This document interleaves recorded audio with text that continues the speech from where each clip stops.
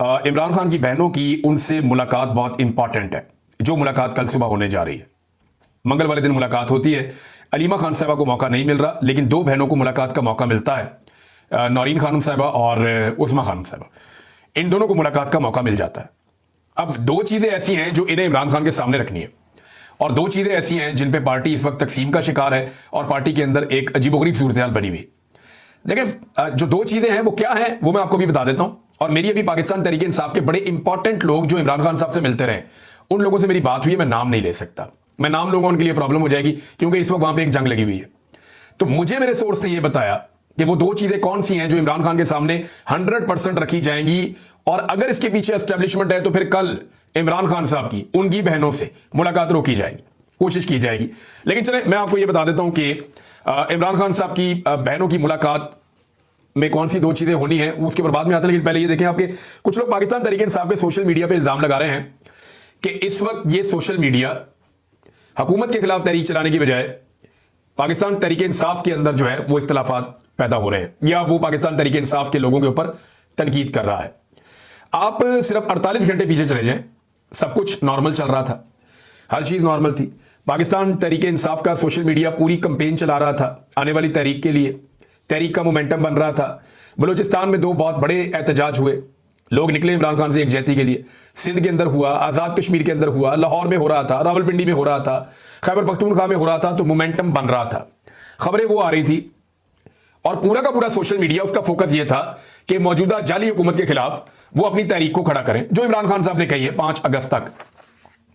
लेकिन अचानक से एक एक्टिविटी होती है और अली अमीन गंडापुर साहब पहुंच जाते हैं मिर्जा अफरीदी के फार्म पे लाहौर में, और वहां पे वो 90 डेज का जिक्र भी कर देते हैं। और तीसरा, कोर कमेटी को इसके बारे में पहले पता ही नहीं था कि ये लाहौर जाना भी है। इन्होंने ये एंड टाइम पे इनको पहले बताया गया, और आलिया हमजा के बकौल उन्होंने कहा जी मैं इनका इस्तकबाल करना चाहती हूं, लेकिन उन्हें मना कर दिया गया आपने इस्तकबाल नहीं करना। लेकिन बाद में उन्हें किया गया कि आप वापसी पे इस्तकबाल कर दीजिएगा। तो वापसी पे तो इस्तकबाल नहीं होता ना, अलविदा होता है। बहरहाल ये लाहौर जाना बड़ा अच्छा फैसला था, क्योंकि पाकिस्तान तहरीक इंसाफ जो है उसके बारे में तासुर बन रहा था कि ये जो कर सकती है खैबर पख्तूनख्वा में कर सकती है, पंजाब में इनके लिए बहुत मुश्किल है। तो बड़ा बोल्ड और अच्छा फैसला था कि लाहौर आ जाते। और लाहौर आने का फैसला जिन लोगों ने किया, ये अडियाला जेल जाने का फैसला भी कर सकते थे। ये भी एक तनकीद सोशल मीडिया पे जायज हो रही है। लेकिन चले लाहौर आए, ठीक हुआ। लेकिन मिर्जा अफरीदी के फार्म पे आने से एक कंट्रोवर्सी पैदा हो गई। अब मामला यह था कि पाकिस्तान की मिलिट्री एस्टेब्लिशमेंट कैसे ये गवारा कर सकती है कि लाहौर में पाकिस्तान तहरीक इंसाफ आए और तहरीक इंसाफ अपनी मर्जी से अपना प्रोग्राम करे। तो मिर्जा अफरीदी काबिल कबूल आदमी है, तो वहां पे जो है वो प्रोग्राम हो गया, सिंपल इज दैट। और उसके बाद 90 डेज जो अली अमीन गंडापुर साहब ने बीच में डाले, उसकी वजह से प्रॉब्लम क्रिएट हो गया। अब ये है जी कुल मिला के जो इस वक्त प्रॉब्लम पाकिस्तान तहरीक इंसाफ के अंदर बने हुए हैं।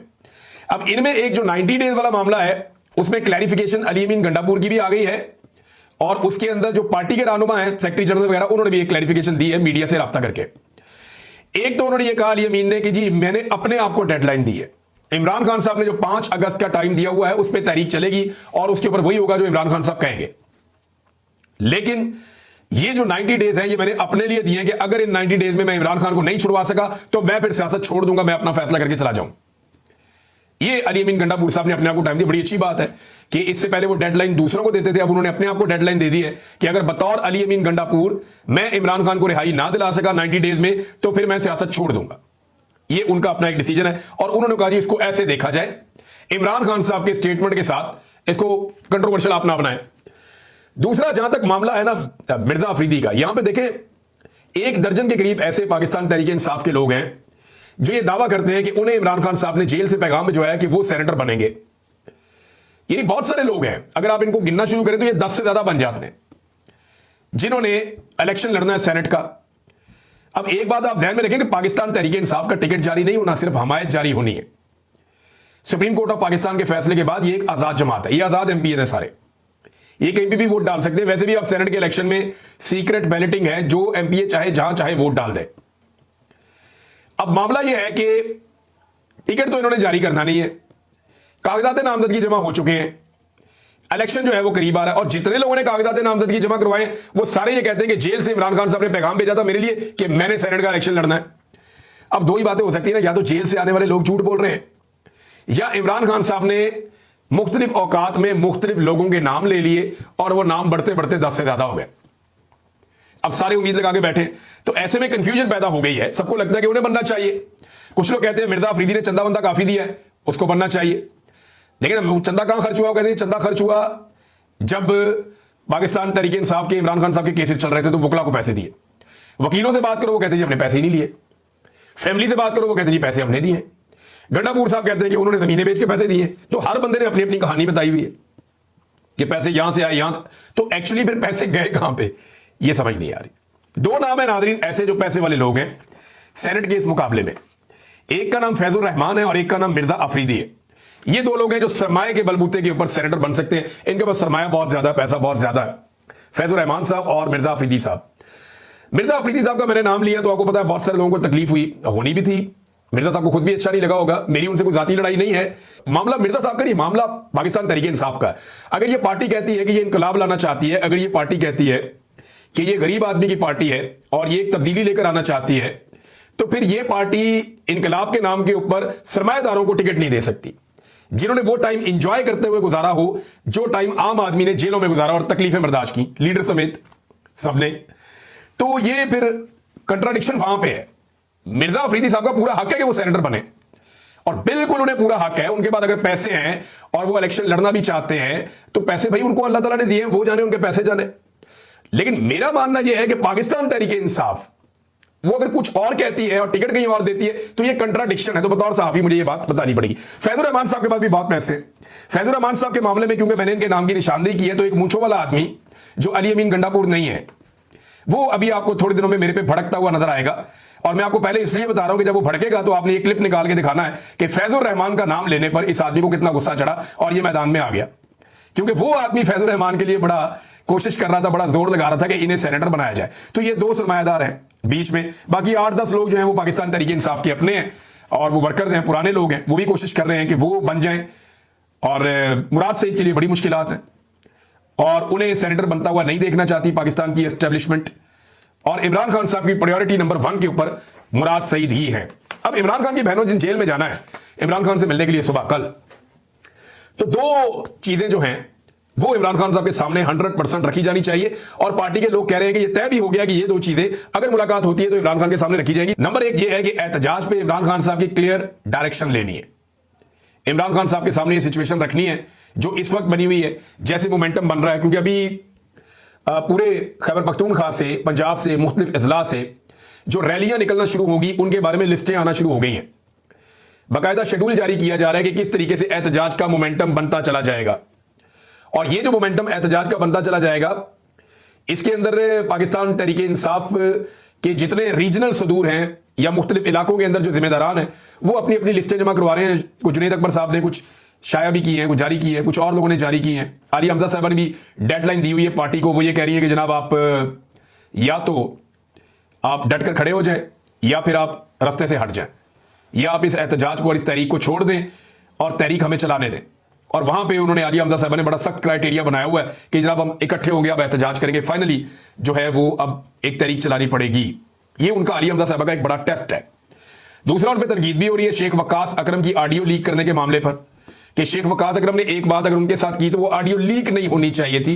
तो उन पर पार्टी में तनकीद भी हो रही है। मेरे ख्याल में पार्टी के अंदर जो बातचीत होती है उसको इस तरह से अगर लीक करेंगे तो ये तो फिर बेशुमार चीजें जो है ना, याद है आपको मरियम नवाज की भी लीक हो जाती थी ऑडियोज, परवेज रशीद के साथ बात कर रही है, किसी और के साथ बात कर रही है, शहबाज शरीफ के साथ या इधर उधर, वो लीक हो जाती थी। तो यहां पे ये लीक होने के ऊपर पार्टी के कुछ लोग जो है वो ब्लेम कर रहे हैं आलिया हमजा को कि ये नहीं होना चाहिए था। दूसरी चीज जो इमरान खान साहब के सामने रखी जाएगी वो ये है कि सेनेट के उम्मीदवार कौन कौन है। हतमी फहरिस्त आप जमा कराएं। जनरल नशिस्तों पे 5 सीटों से ज्यादा पाकिस्तान तहरीक इंसाफ मैक्सिमम 4 ही जीत सकती है। अब सिचुएशन ऐसी बन गई है। ये पाकिस्तान तहरीक इंसाफ के अपने लोग कह रहे हैं अगर ये तरीके से चलते, समझदारी से चलते तो शायद ये ज्यादा डेंट डाल सकते थे, लेकिन जो है वो 4 सीटें इनकी पक्की हैं। तो वो कौन से 4 सेनेटर हैं? एक तो मुराद सईद इमरान खान साहब कहेंगे, उन्हें कंफर्म करेंगे। उसके बाद बाकी कौन है, एक जो है फैसल जावेद खान, ये 2 तो कंफर्म है। बाकी 2 कौन होंगे? अब इसके अंदर फड्डा पड़ा हुआ है कि सरमायादार होंगे या पाकिस्तान तहरीक इंसाफ के नजरियाती लोग होंगे। इस पे इमरान खान साहब क्लियर डायरेक्शन दे सकते हैं। उनकी बहनों की उनसे मुलाकात है, अगर मुलाकात करवाई जाती है तो पता चल जाएगा कि इमरान खान साहब ने क्या कहा। अब नादरीन, पाकिस्तान तहरीक इंसाफ के लोग जो हैं वो अब ये कह रहे हैं जनाब कि ये जो लड़ाई पड़ गई है इस लड़ाई को इत्तफाक राय में तब्दील किया जाए और लड़ाई खत्म की जाए।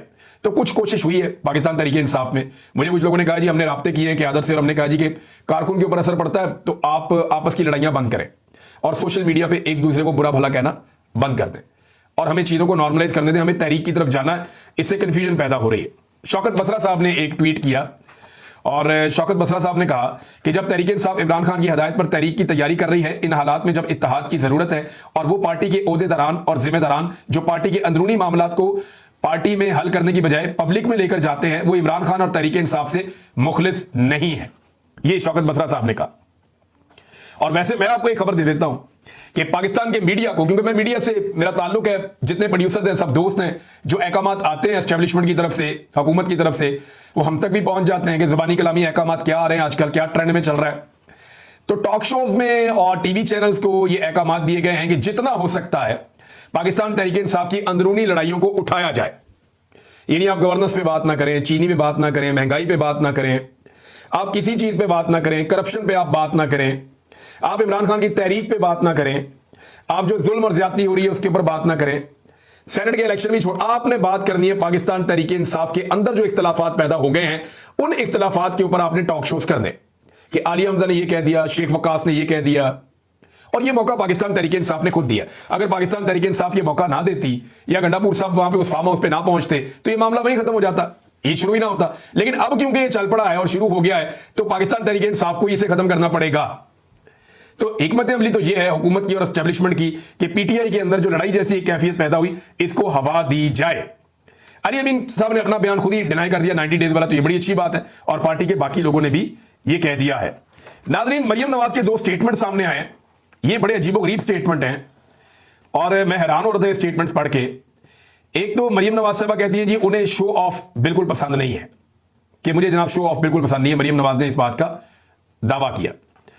और दूसरा उन्होंने कहा जी कि मुझे अल्लाह ताला ने और अवाम ने वजीर आला की कुर्सी पर बैठाया और ताकत मेरे हाथ में।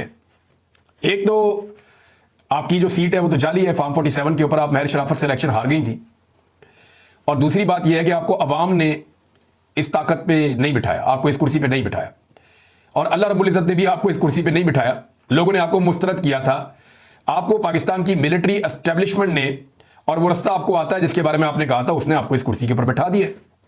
सिंपल ये है। इस तरह तो तारीख में बड़े बड़े जालिम हुक्मरान बैठे गुजरे हैं, बहुत जालिम हुक्मरान, और वो यही कहते रहे कि उन्हें अल्लाह ताला ने यह मनसब दिया।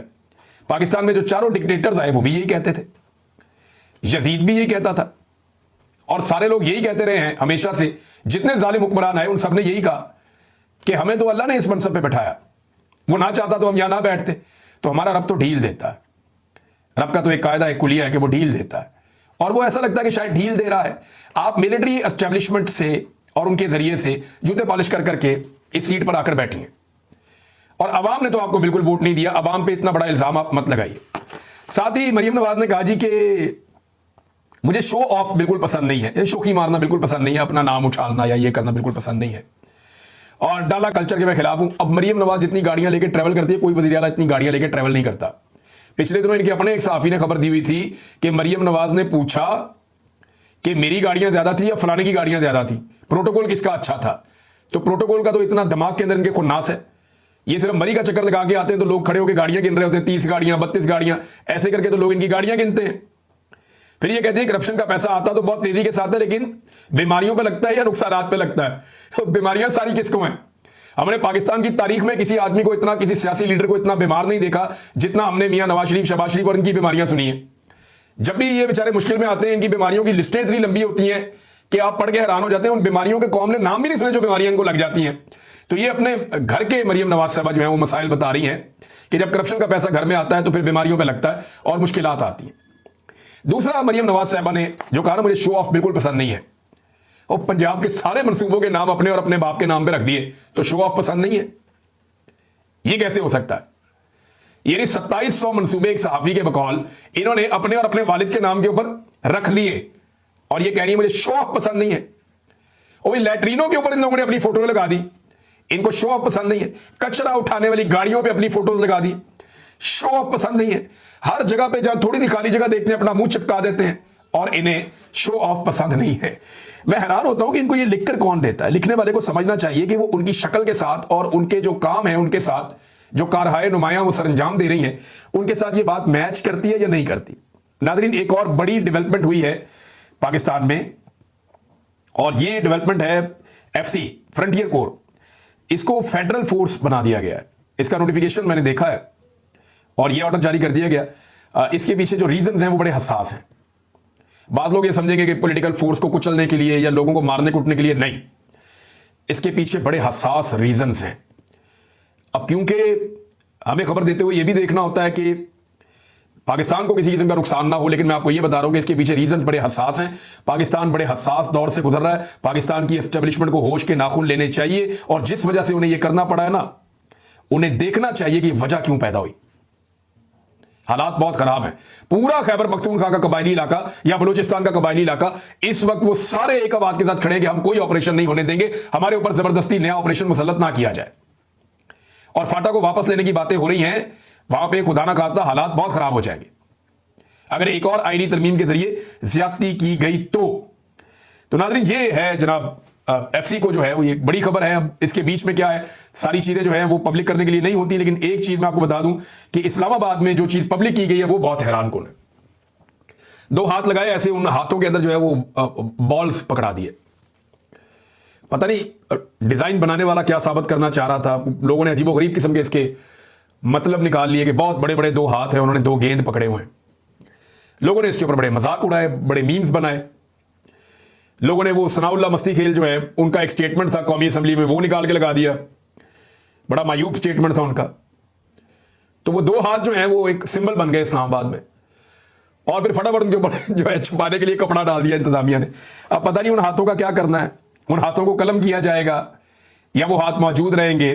बहरहाल एक सिंबॉलिक वैल्यू तो है बहुत बड़ी इन हाथों की, और बॉल जो है वो हाथों के अंदर वो अभी उसके ऊपर कपड़ा डाल दिया गया फिलहाल इस वक्त तक के लिए। नाज़रीन, एक और खबर है, और वो खबर है इंटरनेशनल फेडरेशन ऑफ जर्नलिस्ट। इन्होंने चीफ जस्टिस ऑफ पाकिस्तान को खत लिखकर पीका एक्ट के हवाले से तशवीश का इजहार किया कि सहाफियों को निशाना बनाया जा रहा है, आजादी इज़हार राय को कुचला जा रहा है, और याया अफरीदी साहब को इन्होंने खत लिख दिया है।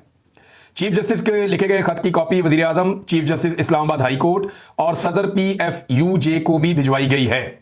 इंटरनेशनल फेडरेशन ऑफ जर्नलिस्ट ने अपने खत में कहा कि पाकिस्तान में सहाफियों को पेशा वराना फराइज की अंजामदही में बढ़ते खतरात का सामना है। सहाफियों को पीका कानून के तहत मुकदमात, हरासानी और धमकियों का सामना है। पाकिस्तान ने इंटरनेशनल लेबर ऑर्गेनाइजेशन और अक़वाम मुत्तहिदा के कन्वेंशन पर दस्तखत कर रखे हैं, लेकिन यहां पर ज्यादती हो रही है, और जो केसेस रिपोर्ट हुए वो सारे उन्होंने उसके अंदर बताए भी हैं। लेकिन पाकिस्तान में सुनता कौन है? आप जितने मर्जी खत लिखें, जो मर्जी करें, इंसानियों की पामालियां पाकिस्तान में चल रही हैं। ना पिछले चीफ जस्टिस ने कुछ किया, ना ये वाले चीफ जस्टिस से कोई उम्मीद है। लेकिन यह है कि उम्मीद छूटी नहीं है, क्योंकि लोगों ने दिल नहीं छोड़ा। एक दिन आएगा कि लोग अपनी आजादी हासिल करेंगे और इंसानियों की पामालियां बंद होंगी, आजादी इज़हार राय होगा, पाकिस्तान के अंदर जमहूरी इक़्तिदार होंगी, पाकिस्तान में लोगों के मैंडेट का एहतराम किया जाएगा और इदारे अपनी हुदूद में वापस जाएंगे। एक वक्त आएगा, जल्दी हो सकता है, देर से हो सकता है, लेकिन यही हमारी मंजिल है।